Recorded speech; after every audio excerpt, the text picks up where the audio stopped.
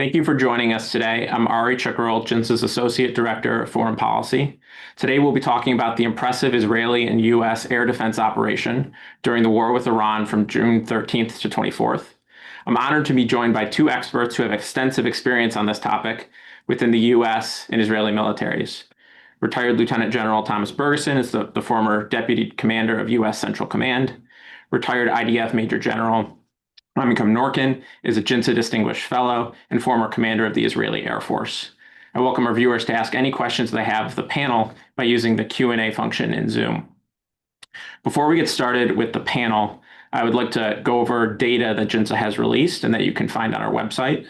I'll emphasize that this is JINSA data based on open source information. I don't speak for the panelists or reflect any classified information or speak for the IDF or the U.S. military in any way. But Nolan, can you bring up chart 1?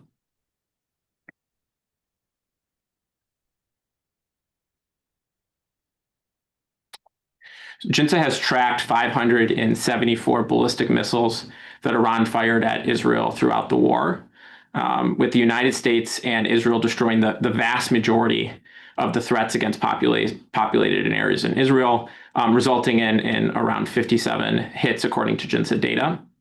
Air defense operations saved countless lives and prevented billions in property damage, leading to billions in net savings for Israel as well. Topics we'll certainly cover throughout the course of the conversation. Nolan, can you bring up chart 2? To achieve this impressive result, JINSA research shows a large use of interceptors during the war, in particular THAAD interceptors, and involving potentially 14% of the U.S. THAAD stockpile throughout the war. Slow production rate for interceptors, possible performance issues of THAAD intercepts underscore the need to replenish, expand stockpiles, and continue to improve missile defenses. You can find all of this research, the data, the cost estimates on JINSA's website. And with that, I will turn to the panel. General Norkin, my first question is for you. One of the features of the war that stands out is the fact that the Israeli Air Force was, for the first time, conducting offensive strikes in Iran at the same time it was also conducting air defense operations. What role did Israel's early strikes play in helping Israel defend itself, and how did the interplay between the offense and the defense benefit one another? And I know you have some slides as well, so can we bring those up? Well, thank you very much, Harry, and thank you for the opportunity to speak here with this audience. Some of my friends are listening or watching us, and with a lot of experience with the American military, and I'm honored to be here with General Thomas. Thank you very much for allowing me to speak together with you. Before I'm going to answer your question, Harry, I would like to mention another parameter that we should all understand, and the parameter is the early warning. 100% from the, let's say, events that the Iranian launched ballistic missile toward Israel, the Israeli population got early warning. And this parameter saved life because the people can get into the shelters.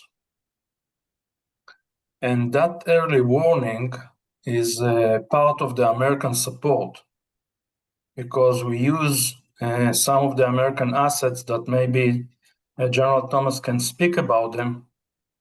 And by being at the same net together, the Israeli Air Force and the American forces, we can use the data and to provide the Israeli population early warning.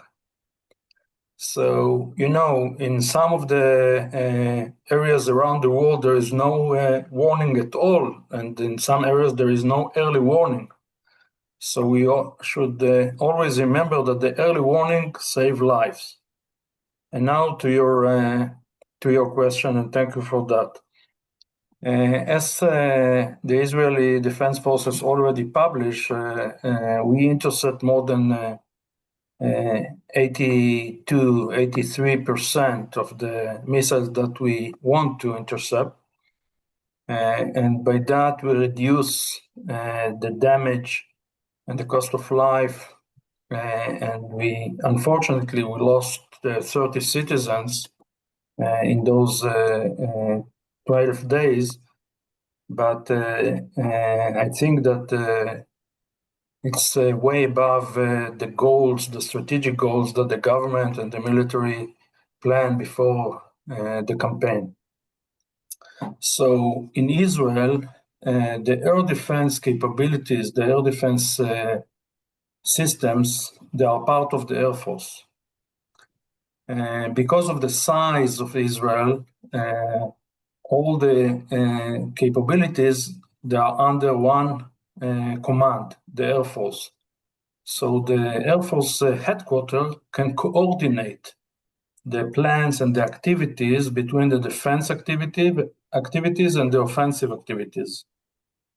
And it's a key issue, especially in the first 2 or 3 days, because the Iranian, as we all know, they plan to launch hundreds of missiles at the first night or the second night. And as we all saw in the slide that Harry presented us, they launch less than 100 the first night. And this is something that we plan to do to attack a lot of Iranian launchers and underground assets, and by that to reduce the amount of missiles that they can launch at the first night, and by that to support the air defense systems and to support the defense plan to be more efficient and to achieve a higher percentage of intercepts. What we can see here in the slide that I would like to share, can you see it, Harry? Yes. Okay, so this is just something that the IDF spokesman already published. So part of the airplanes, the mission was to take out the air defense system, and part of the airplanes, the mission was to attack the ballistic missiles bases, launchers, headquarters all over Iran. And we reduce the amount of the missiles that they launch at the first night. We can see here, it was just a PowerPoint, and now we can see a real picture, real video clip of one of the launchers that the Air Force attacked. This is the second one. They've been attacked by a UAV. So all those activities, they were coordinated by the Air Force, of course, together with AFCENT. You can see here in this picture from the UAV sensor, ballistic missile launcher. It can move by the track, and the Air Force designate it and attack it before the launcher launch this specific missile. We can see it here, being attacked by the UAV ammunition. Because of the IR sensor, you can see that the frame is fully blanked. All those launchers that have been attacked one by one, and the combat fleet attacked other areas, as we saw in the presentation. We reduce the amount of missiles that the Iranian launched in the first few days. And the mission to, let's say, hunt those launchers, those units that are responsible for the ballistic missiles of the Iranian military. It's a mission that the Air Force did all over the 12 days, but specific in the first few days, it's allowed the defense systems to be able to intercept most of the targets. Thank you. And those videos are fascinating to watch and a lot to be learned just from studying those. I noticed a lot of mobile launchers that were struck. Was Iran also launching from some of its directly from its underground missile cities as well? Yes, the answer is yes. They can launch from underground, from a silo launcher, and they can launch from a moving launcher, as we saw by trucks. So we need to have the intelligence capabilities to designate the launcher in real time and to be able to send those targets to our combat fleet and UAV fleet. And by that, once they are moving out of the tunnels that they are building, they build the tunnels below the mountains, we immediately detect them and destroy them. General Bergeson, when you were Deputy CENTCOM Commander, I imagine you had to prepare for a possible war, either with the U.S. in Iran or between Israel and Iran, and how that would affect the U.S. Did the war proceed as you would have anticipated? Were you surprised at all by the speed of Israeli air superiority, its strikes on Iran, or how the defense played out? Yeah, we've been talking about this particular plan for literally decades, and have updated it, regularly as it looked more and more likely that this could be something that could happen. And I think the chairman of the Joint Chiefs did a great job in his press conference, but probably most of the attendees here have seen kind of describing all the efforts that went on from DITRA, et cetera, to the engineering and building of the MOP. But a lot of things had to come together for this plan to be executed. We didn't, when we built the plan, we didn't imagine necessarily having the freedom of action over Iran that we had as a result of the IDF strikes and taking out the SA-400s and really creating the opening and gaining the air superiority sort of autonomously, which was pretty marvelous. Always the risk associated with the B-2 strikes had been concern about the retaliation. We thought we'd be able to get in and hit the targets, although we were concerned with S-400s that the B-2s, could have some vulnerabilities there. But we thought we had, pretty good confidence that we could execute the strikes. But there was always a retaliation were the things that were the most concerning, starting with concerns about Lebanese Hezbollah, Hamas, and U.S. forces in Qatti's Hezbollah, and the vulnerability of both Israel and U.S. forces in the region, as well as our other regional partners, to Iranian retaliation. But masterfully, the IDF had largely neutered both Hamas and Lebanese Hezbollah, which took that off the table a little bit, had opened up the corridors for freedom of air navigation over Iran, which made the strikes, easier, if you will, to be able to execute, less risky. And so that left us then with ballistic missile retaliation primarily, which is what played out. Now, the way that AFCENT or CENTCOM organizes, if anybody is interested, is the CFAC, the Air Component Commander, Lieutenant General Trapper France, that his headquarters is in Qatar, just outside of Doha at Al Udeid Air Base. But importantly, there's also a fully air operations center that was stood up at Shaw Air Force Base in South Carolina a few years ago. And we did that intentionally because of the vulnerability that very close AOC was across the Gulf to Iran, and wanted to be able to retrograde the forces and maintain a continuity of command even when we were under attack. And so while I haven't confirmed personally, I highly suspect that that's where most of the Air Force operations were occurring from, was Shaw Air Force Base in South Carolina, a long ways away. Additionally, we have a CENTCOM forward command in Doha, but I suspect that was fairly quiet, and most of the operations from a CENTCOM level were occurring in Tampa, Florida. So we had the benefit of great distance from, the enemy for retaliation perspective. So the CFAC is designated the Area Air Defense Commander, and in that role has authority and responsibility for doing the integrated air and missile defense of that particular region in coordination with partners. Importantly, it's something we've been working on, but importantly, there is not a single air and missile defense operations center that is multilateral that looks at the entire region.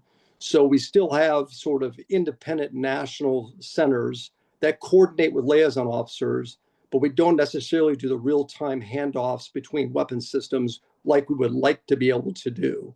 I do believe that Israel and the United States have integrated more fulsomely than we did back, a few years ago. So that's very important. But other nations that could participate, such as Saudi Arabia, Jordan, and others, simply aren't, technically connected together like we would like them to be. So fast forward into the actual strikes and the response from that. As General Norkin laid out, we have really good constellation of satellites that are responsible for that early warning, SIBRs or OPIR, different names associated with the constellation, but they're the unblinking eye and usually the first detection of a missile launch. And they can, from just the initial detection, can usually categorize the type of weapon that it is, and usually get a pretty good indication of the trajectory and therefore where the impact is going to be. And so that's very important for early warning, for safety of the general population, but also for directing weapons to intercept those things. And then we tried to set up a multi-leveled, layered defense, a tiered defense. But the tiered defense actually starts, if you can, with interdiction. If you can kill the arrow while it's on the ground, that's the best form of defense. And so to General Norkin's point, that ability to do that dynamic targeting, where you have air superiority, so you have F-35s and other aircraft over the head of Iran, and now you have sensors that are looking to find these ballistic missiles that are moving. It's hard to do. We scud hunted a lot during Desert Storm and did it very unsuccessfully, but we've gotten much, much better at it. So there's now different sensors to be able to detect a moving target. Importantly, some of the weapons or the ballistic missiles that Iran shoots are fuel or liquid fuel powered as opposed to solid fuel powered. That's an important distinction because the liquid fuel normally has to be refueled out in the open, and that leaves it somewhat vulnerable. Also, there's not a 1-to-1 ratio of launchers to ballistic missiles. So if you can kill the launchers, you really get more bang for your buck. So lots of different ways of being able to detect and then hopefully get an airplane overhead to find it and finish it. So find, fix, and finish is the coin of the realm for interdiction, and they did that masterfully. That's really made the problem less. So it starts there. And then once a missile is launched, your layered defense starts with your highest tier weapon, like a THAAD, that could intercept the longer range ballistic missiles. And then you get into a Patriot and David Sling, all the way on down to an Iron Dome. So the different missiles have different capabilities, based on the type of target that they're going after. Importantly, also, there needs to be an air defense layer because there are a lot of cruise missiles launched as well as just UASs that can attack targets. And those are most normally handled best by aircraft. And so there's a lot of, as we've seen throughout the last couple of years, a lot of intercepts by manned aircraft on those types of weapons that were coming after Israel. So anyhow, that's a big, broad brush on how we were organized and how we were executed. My wish for a theater-wide air and missile defense center and connectivity, that's the dream. But right now, we've done a very good job of coordinating and deconflicting, if nothing else, between our forces. Over. Yeah.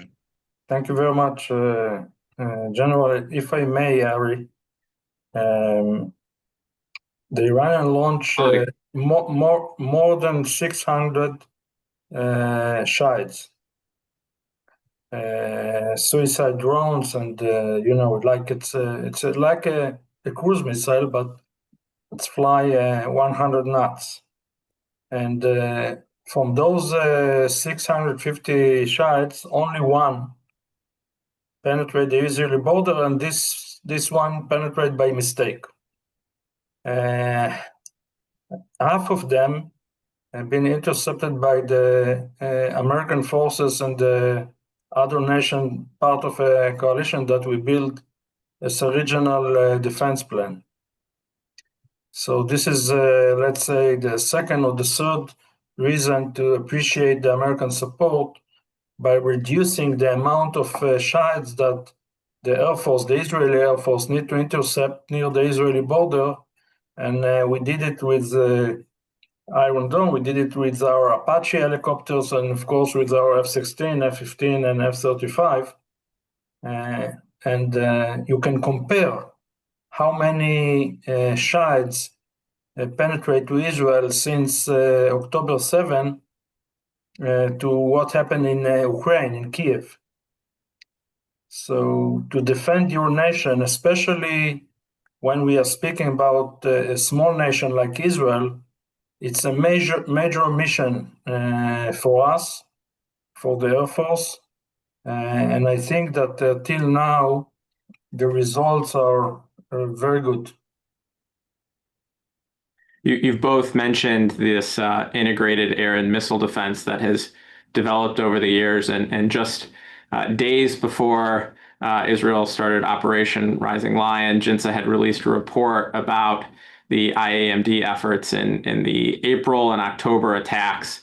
One of the takeaways that we had was that this coalition had remarkable success, but that it was still largely ad hoc, informal, and had to come together in the kind of the days and hours beforehand.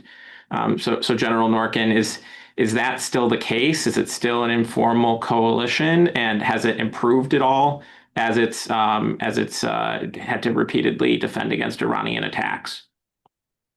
Well, I think that we start to build this coalition around 6 years ago. Of course, we did it under the absent umbrella because the Israeli Air Force cannot do it by himself. At that time, Cobra, General Herigian was the absent commander, and then Gio was the second one that organized all the actors around the table to build a regional air defense, let's say, plan against the cruise missiles and the drone. And at that time, we put into the ground the seeds. And after 6 years, we can see the fruits. But it can always be much better.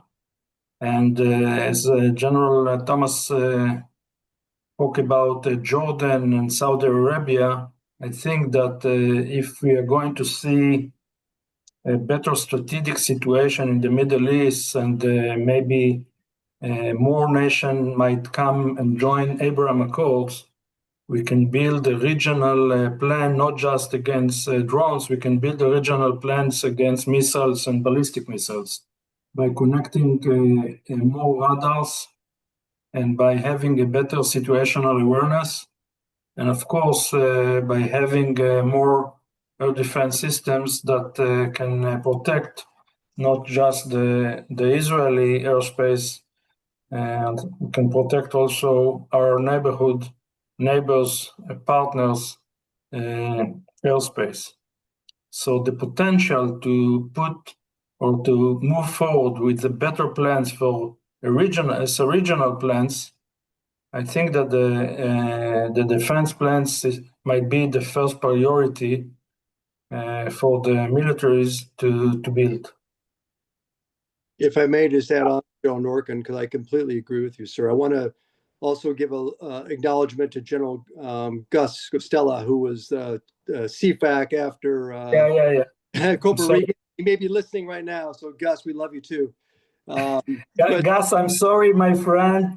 And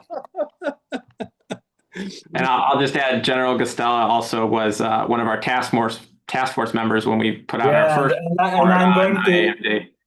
I'm going to meet him in Israel in a month because he's a part of a JINSA delegation that's supposed to be here. But the point is the strategic situation has shifted in the Middle East so dramatically, where now Iran is seen as a principal threat in the region by all the relevant parties in that area. I think building on and continue to develop this sort of integrated air and missile defense capability is a real confidence building measure that can facilitate things like the Abraham Accords, more regionally. I think the Saudis would be ready to do that. They don't like a Houthi ballistic missile flying over Riyadh, on its way to Israel any more than the Israelis do. So there's definitely alignment there on the threats and the needs for this kind of defense. And this is the time when Iran is down, that we should be able to do it. I think that overall it's been breathtaking in both its complexity as well as success over the last couple of years. Just extraordinary. People will write books about this. I'm convinced. However, we should never, high five and rest on our laurels because the enemy has a vote and they're going to continue to look for ways to penetrate these kinds of systems. So we have to be, leaning into this. And I think the next step of building a regional-wide air and missile defense is the right way to go. Over. Just as a point of clarity, General Norkin, there were reports that Jordan and Saudi Arabia had shot down drones, and I think France as well. To what extent were they involved in this effort, and were they just focused on drones, or were they also intercepting ballistic missiles at all? Well, unfortunately, our neighbors got no technology capabilities or operational capabilities to intercept ballistic missiles. So all the ballistic missiles were intercepted by the American forces and the Israeli forces. And our partners at the regional defense plan, they intercept some of those shahids. General Bergeson, the United States deployed THAAD and Aegis destroyers in the region. You laid out a great explanation of kind of how that coordination happens, but could you elaborate on how the determination is made of whether a U.S. or an Israeli system is going to intercept a particular missile? Is that an automated system now, or is that still, something that has to be communicated in real time between two people? Yeah, so I can't talk expertly about that because I just haven't been there to see how they've stitched together those operations centers. I've got to believe they probably are doing the data sharing so that the computers can pick the right weapon. Otherwise, what they might have done is just based on the type of weapon and the altitude, they sort of assigned first rights to SM-6, for example, or a THAAD because of its longer range. And it has a very specific, altitude and range that it's looking for things to intercept, and it takes it. So they may have done that, just kind of built in a deconfliction plan, or they may have actually stitched it together electronically. I just don't know the answer to that. Maybe General Norkin can elaborate. General Norkin, is that something you're able to discuss? Well, the THAAD is the American system, so I'm not the expert. And I think that part of the question we should keep to other platforms.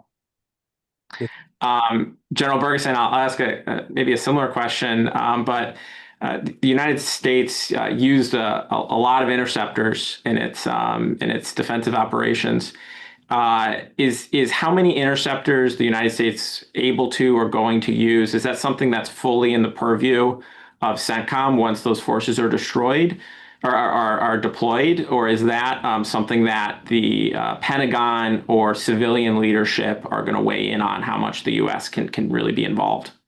No, the Area Defense Commander and his subordinate units that are supporting him, right? So that's all your Patriot units, even your Aegis and other systems are chopped to the CFAC for air and missile defense. And no, they're not given a bogey about how many missiles they can shoot. They're going to shoot as required in order to win the war. Now, as a practical matter, you can run the salvos out and then you're in trouble. So you have to be there are times when we might change the shoot doctrine, for example. And at some point, you may, if you definitely have to hit a target, you may do a shoot, look, shoot, or shoot two to make sure you get it. Although the quality of these weapons now, especially the hit to kill interceptors, are so good that they don't miss very often. But sometimes you do shoot two. And there are different, as you start to getting low on your numbers, you may go to a one per target, and then you may default to, we're only going to go after that missile if it looks like it's going at an area of interest. And you may let the other ones go through if they're not going to hit something that's of a big concern. So there are definitely different things you can do in your decision-making processes to try to preserve the missiles you do have. But that's the purview and the responsibility of the area defense commander, and of course the CENTCOM commander, who's going to be watching this as well, and their logisticians. You mentioned earlier the base at Al Udeid in Qatar, and certainly its proximity to Iran. The U.S. reportedly evacuated its military personnel from the base, except for 44 American troops who were manning 2 Patriot batteries when Iran attacked the base, shooting down 13 of the 14 missiles that were fired. Could you outline what the vulnerabilities are for U.S. partners and troops in the Gulf, and how that close proximity to Iran, how does that play into U.S. operational planning and decision making, not just for force protection, but also just as you're considering whether to conduct offensive operations?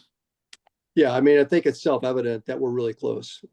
So, if I'm our naval forces in Bahrain, there's a lot of types of surface-to-surface missiles that are just a few miles away, and so that's a very vulnerable location. So, yeah, retrograding a lot of these forces has always been in the plan for survivability. But there's some forces you just can't pull away. Like you said, the Army soldiers had to be on the ground because that's a responsibility to do that intercept. And there were other forces there arrayed around the theater in Iraq and other locations that were vulnerable. But there's a plan to have them hunker down if they're not actively participating in the strikes, and do other defensive measures to try to protect them to the extent we can, because you can't retrograde the entire theater. You have to be able to continue to fight and fight back. So I'm confident we gave them the right, command decisions and defensive measures to try to be as protective as we can. And then you ask them to do their job as a military member. Over. General Norkin, when Israel was targeting Iranian launchers or missile arsenal, was it just focusing on medium-range ballistic missiles, or was it also going after the short-range ballistic missiles that really put the Gulf countries at risk? Well, first of all, I think for the previous answer that the American military should replan his deployment in the Middle East.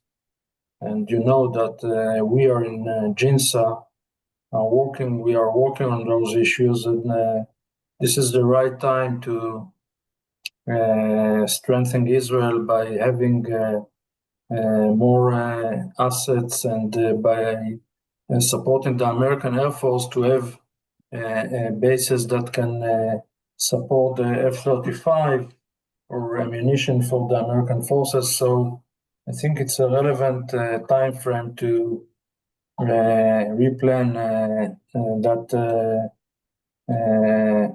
deployment. For your question, the question about the short range and the medium range, for our priorities, first of all, we look after the long range missiles. So once we achieve and we destroy more than 60% from the launchers, and we understood that the Iranian forces they are going to threat the American bases and the American soldiers, we share some of those targets, and we act against them. It was part of the cooperation between both militaries. General Norkin, did Iran adapt how or where it was targeting in Israel, or any other adaptations that you think are noteworthy? And was there kind of changes in Israel's defensive adaptations throughout the war? Well, it's like a competition. And now after this war, both sides got a lot of lessons to learn and to improve. So I'm sure that the Iranians, they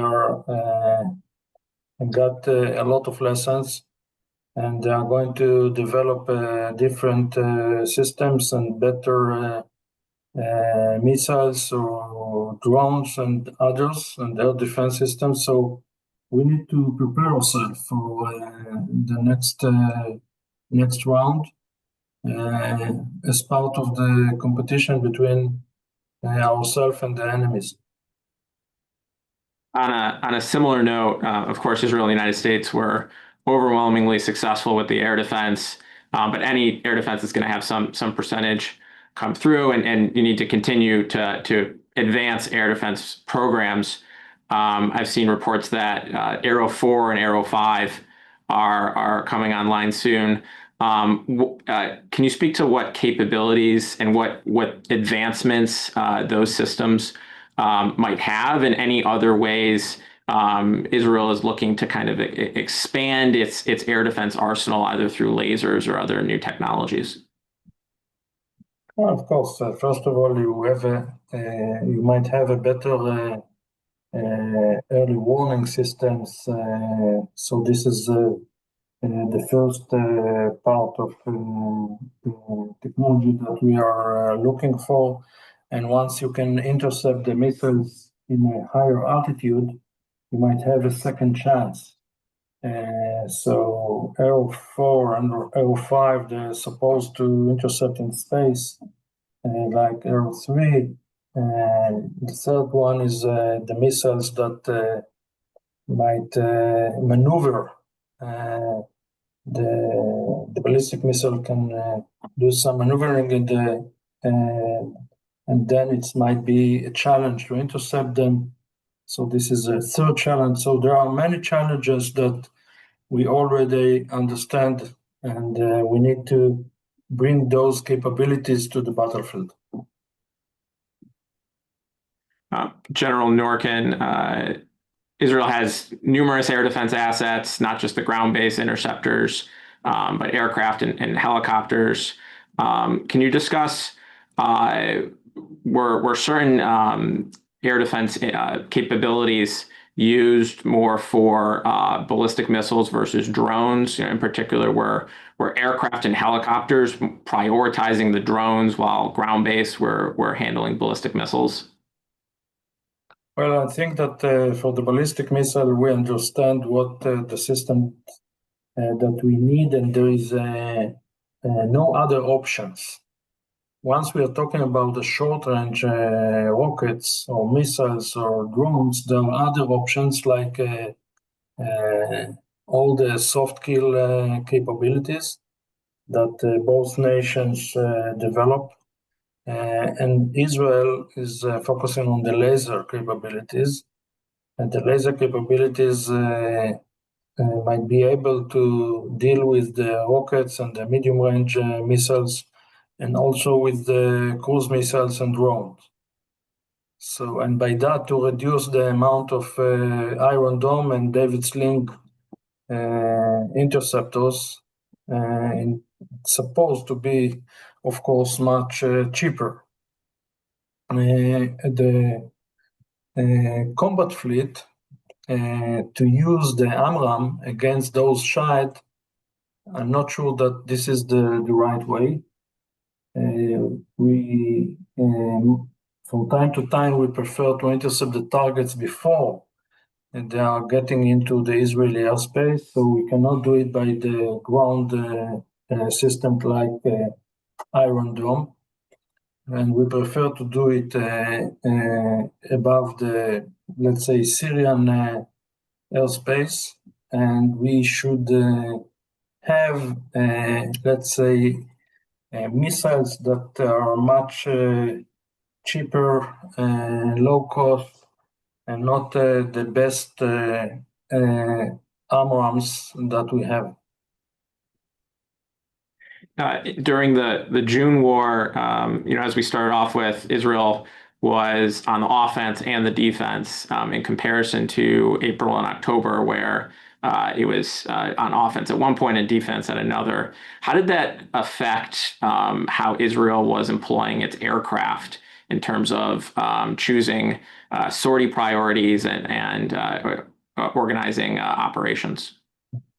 Well, it's a very good question, because we changed the way that we plan the war against Iran once we take out Hezbollah, and there is no threat from Lebanon, which was a major parameter at the planning procedure a year ago. And the second parameter is that we destroyed the Syrian military. So as General Thomas mentioned, we opened a corridor between Israel and Iran.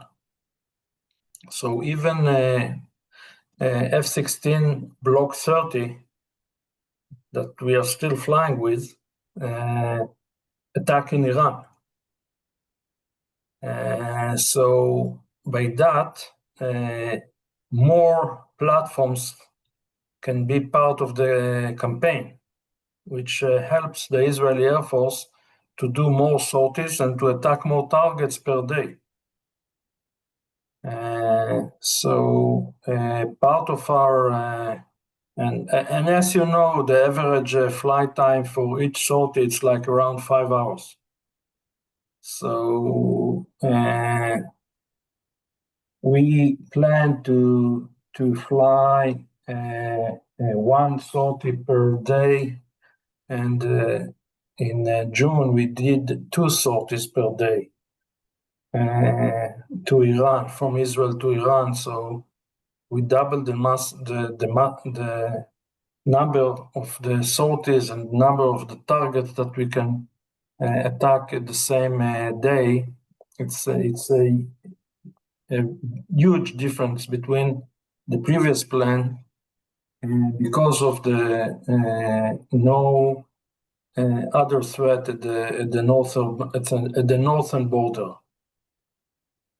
Would aircraft be doing both offensive and defensive missions in the same sortie, or would they not just offensive and defensive? Some of them, they came back from Iran and with 1 or 2 bombs, and we took them to Gaza, and then they used those bombs. Yeah, because in Israel, each of the squadrons, there are multi-mission squadrons. So we need to be more efficient. So if there is a target in Gaza, and we got a F-16 with a JDAM or other ammunition that are available, we did it a few times. That's remarkable, not just playing offense and defense and with Iran, but really scoping the fight out to the full threat theater. General Bergeson, we've talked a lot about the interceptors that were used, and the U.S. used a lot of them. Israel used a lot. We have major production issues with the number of interceptors that we can produce every year, and THAAD interceptors are very costly. I think around $12 million compared to arrows that are $2 to $3 million. How can we both increase production speed as well as potentially cost when we're producing interceptors? Money talks. No, I don't want to be flip, but yeah, there is, limitations on the industrial base. They're well documented, right? And these exquisite weapons are very expensive and take a long time to produce, to your point. So you have to build up a stockpile, if you will, well in advance of any anticipated use, because of their necessity when it comes to combat. And then, as General Norkin alluded to, there's any number of operational tests and developmental testing going on with a cheaper bullet than a multi-million-dollar interceptor to shoot down a relatively inexpensive missile or UAS. So things like any electromagnetic interference capability, be it microwave, laser, EMP, whatever that can screw up the guidance system or the propulsion of that particular system, is something that could be cheaper. So there's a lot of efforts, and I think that's probably the right answer, is develop those kinds of technology where you can have literally hundreds, if not thousands, of rounds in one interceptor at very low cost. We're seeing some of that. If you scale this way down, right, to the lowest part of the tiered layer, it looks a lot like Ukraine and Russia in trench warfare. And they have any number of quadcopters and pocket rockets going back and forth at each other, which is kind of the modern day artillery over there. But the things that seem to be most effective in defending against those are those types of electronic countermeasures that are shooting them down.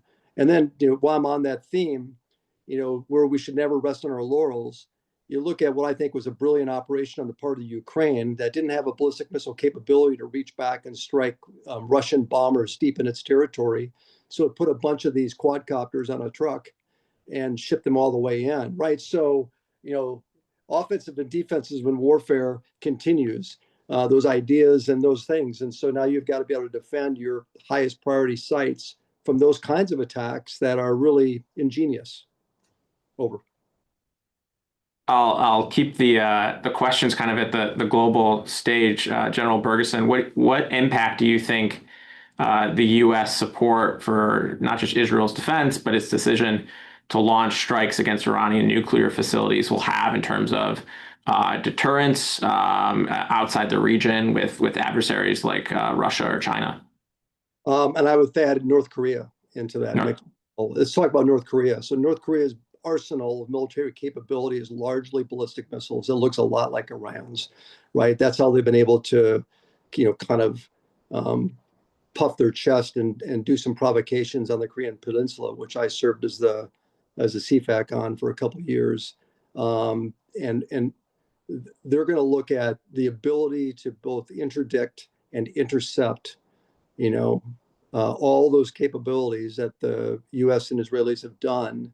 And they're gonna feel deterred right now. So they're clearly looking at other ways and means of being able to continue to develop offensive capability. But I think it had a profound effect on North Korea, and I would say similarly with China and Russia, because again, this gets at the heart of a lot of their offensive capabilities, the use of these ballistic missiles.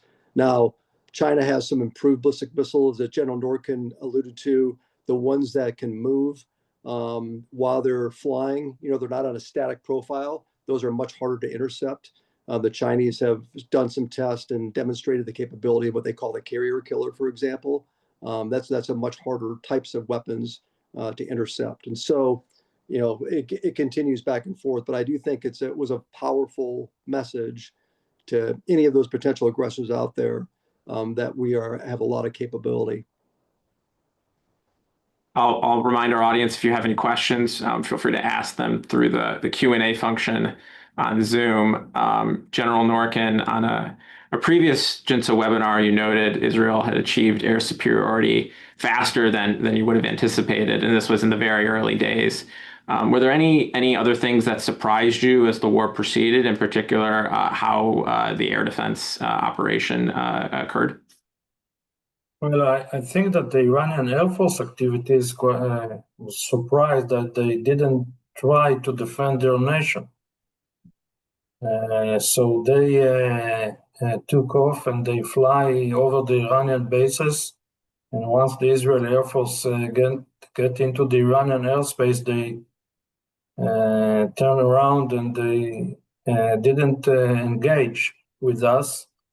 And I was surprised from that. All the other Iranian activities were part of our plan. One of the differences, at least in scale, in this war was how often Iran was targeting Israeli population centers, Israeli cities. Whereas in previous strikes, it had targeted a lot of Israeli military bases where Israeli attacks had originated, the air bases. How did that change how Israel defended?